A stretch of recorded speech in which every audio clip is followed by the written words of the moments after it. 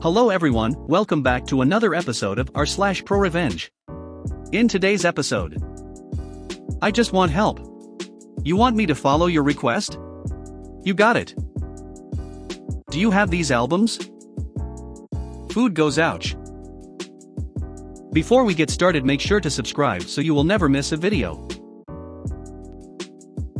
So let's get started. I just want help.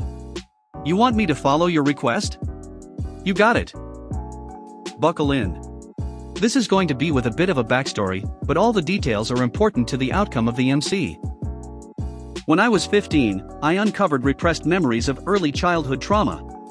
I was familiar with our little rural community's women's counseling center, because the ladies would come in during health class to talk about self-defense and how to protect yourself from being assaulted.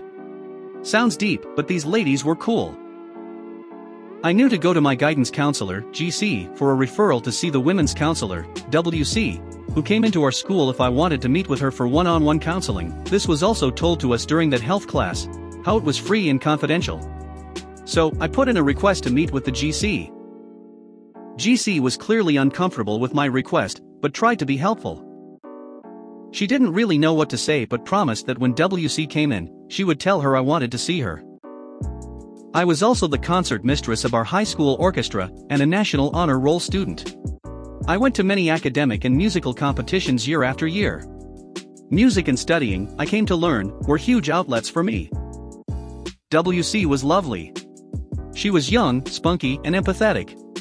I saw her for a year, and during that year I was very grateful to GC and her referral to WC despite GC's awkwardness, so I would often volunteer in the GC office to give back.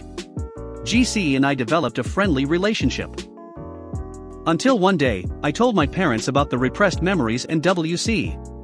WC had been working with me to encourage being honest with my parents. It took a long time, but I got up the courage to tell them. Unfortunately, things did not go well. It's another story that sort of detracts from the MC, so I'll just leave it with they didn't believe me about the trauma, and they were really mad that the school allowed me to see some young, inexperienced counselor who was putting ideas in my head without parental permission. They marched down to the school, met with GC and the principal. They had many meetings. Over time, I had restrictions placed on my meetings with WC. At first, I was strongly discouraged from seeing her. Then, when I refused, the school banned me from seeing her. During this time, GC's relationship with me changed. She started saying I needed to stop making up stories. She wouldn't talk to me anymore unless I stopped lying to her. Of course, this confused and hurt me, so I stopped volunteering at the GC office. Whenever I saw WC at school to meet with other students, I would slip her notes in the hallway to tell her how I was doing. GC was furious when she saw me slipping a note to WC one day. She told the principal and they called my parents. They all had another meeting and decided something was wrong with me to be acting so non-compliant with their rules. They wanted me evaluated for a behavioral class in the neighboring school district. Our school didn't have such a class, so all kids in the county would go to the other school district for the services. I tried to talk to GC. I was a smart kid, and I knew this class would not offer me the same academic instruction. I was enrolled in college-level honors classes. The behavioral support class was for kids on juvenile probation, or so disrespectful that they couldn't be appropriate in class. I loved class and my biggest problem was not speaking up enough. GC told me it was not up for discussion. I had done this to myself. If I had just done what I was told, and she couldn't understand why I was acting so unlike me and fighting them on not seeing WC, I wouldn't be in this situation. She said we would all have a meeting, me included, at the other school, to discuss my problems and get enrolled. I felt totally alone and isolated. I didn't want to leave my school, classmates, teachers, and definitely not my orchestra. This other school didn't have an orchestra at all, so it wasn't even like I could transfer to a new one. Then, it hit me. I wasn't doing anything wrong. These few adults in my life were in total denial, but there were other adults out there like WC who would believe me. I resolved that when I went to the meeting, I would be honest to the new school administrators. If GC wanted me to comply, I was going full throttle. On a Saturday morning, my dad and I arrived at the neighboring school. Now, my dad was a kind soul, but he was clueless as to what was going on, because he only knew what the school was telling him about me. And he was in super denial about the trauma, so he was no help there. During the whole meeting, he just sat there in silence and watched. Also in attendance besides us was GC, new school vice principal, new VP, and new school guidance counselor, new GC.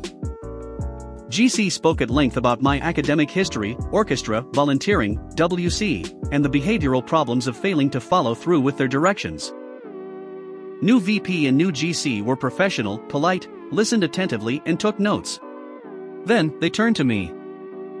GC says you are in honors classes, you/Naloran. What is your favorite class?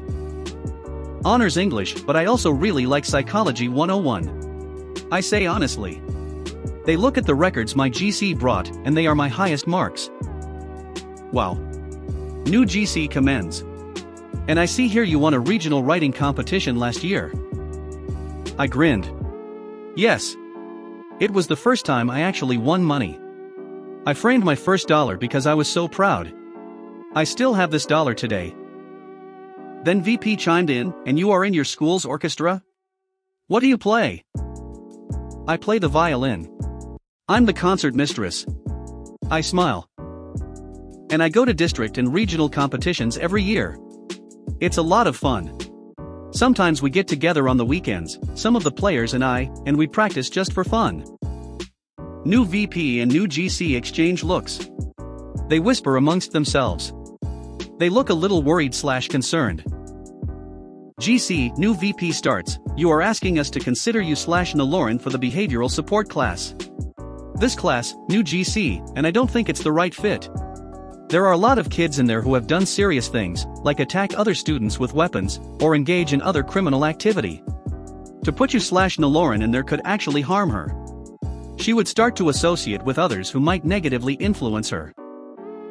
My heart jumped into my throat. They were believing me. I was so elated. I turned and looked at GC. Her face was serious and frowning. All of that being said, we would gladly still accept you. New VP kindly turned to me. In our honors classes. I'm sorry we don't have an orchestra here, but maybe you would like to start one? He smiled. Okay. I nodded and smiled. And one last thing. New GC piped up. She also turned to me and softly said, you were meeting with WC, right? Yes. My heart broke a bit hearing her name. Yes was all I could squeak out. We know WC very well. She comes here on Wednesdays to meet students. Would you like to see her again? Yes. I said excitedly. Yes, I'd love to. I turned to my dad, but he was quiet and didn't seem to have a reaction. Then, I looked at GC. Her face was red. She was beyond angry. She angrily pushed back her seat and walked out of the meeting. New VP and new GC didn't chase after her. They had looks on their faces like they were glad she was gone. In the end, they said they would call GC on Monday if they still wanted to initiate the transfer with those conditions. I don't know what the conversation was like between them on the phone, but I never transferred. Sadly, GC never looked or spoke to me ever again. I started seeing WC at her office after school where the school had no control of me. I eventually graduated from the high school, still with national honors, leading the orchestra, and getting counseling. There is a happy ending to this. GC quit the job and moved away. WC still works for the same agency and never gives up on her students. Her empathy and passion for justice motivated me to go to college.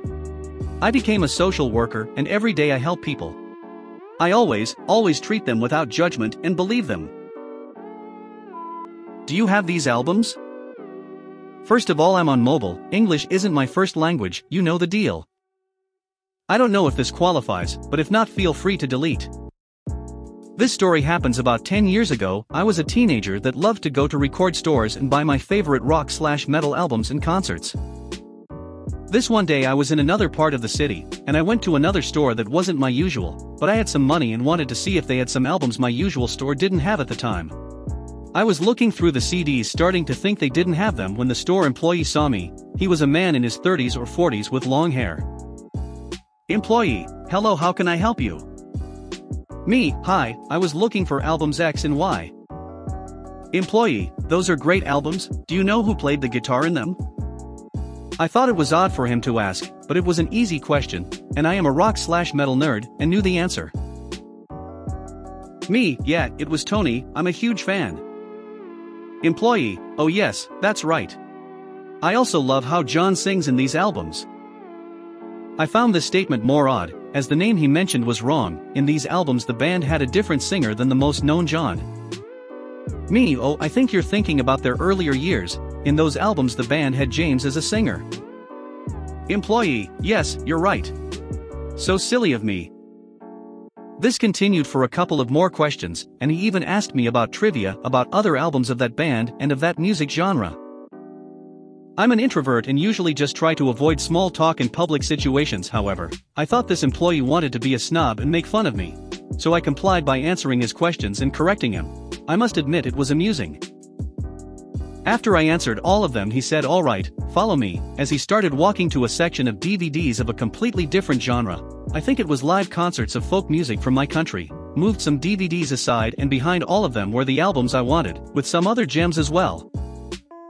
Employee, recently we got this amazing stock of records at a great price. I thought they were too good to let anybody buy them, but you have proven you deserve them, pick any one you like. I was very surprised by this and even laughed. I picked the albums I wanted, and the employee even gave me an extra discount. I went to that store a few more times and made small talk with that particular employee until a few years later when the store changed management and he wasn't there anymore. Don't know if he quit or was fired. Food goes ouch. So a post earlier by you/Clue Guy reminded me of a bit of MC I did on my dad, for much the same reason. Now, I'm East Indian and according to my pops, if the food's not spicy, then it's not really deserving of the title food. My dad is the one who taught me how to cook, so I always cooked for his palate and his level of spiciness. Well, one day I'm making dinner, and as is his custom, my pop sits himself down at the kitchen table and pulls the veggies towards himself and tries a spoonful. It's not spicy enough. I do believe both my brows went all the way up. Excuse me? It's not spicy enough. You should know better. Well, QMC. He himself had taught me to cook, and I hadn't had a complaint from him until then, and I'd be damned if I'd accept that one in particular. We grow lots of pepper plants in our backyard, including one we call a canthary, otherwise known as a bird's eye chili. SHU of about 50,000 to 100,000. My dad will on occasion have one or two of these with a meal, never more. That night's vegetable dish was to be a green bean dish with the green beans finely chopped. And for added flavor? Oh, just a dozen or so of the ripest peppers I could find, also finely chopped and blended in. Dad comes home from work, and I'm at the stove working on the rest of dinner. Veggies are already on the table because I know that's what he'll go straight for, and he doesn't disappoint. I keep my eyes averted but my ears perked, and a minute later hear his choking gasp, water. I give it a moment, then look up, the epitome of innocence. Water. He croaks a bit louder this time, his eyes watering profusely. Being ever dutiful, I quickly present him with a glass of water, and watch him down it in hurried gulps. He put the glass back on the table and takes in a few slow, deep breaths, and then finally looks up at me, his eyes red and still watering. I give him a sweet smile and ask, was it spicy enough this time? You know, he's very careful nowadays when critiquing my cooking. If you made it to the end of the video, thanks for watching. Don't forget to like, subscribe and share, and we will see you in the next video.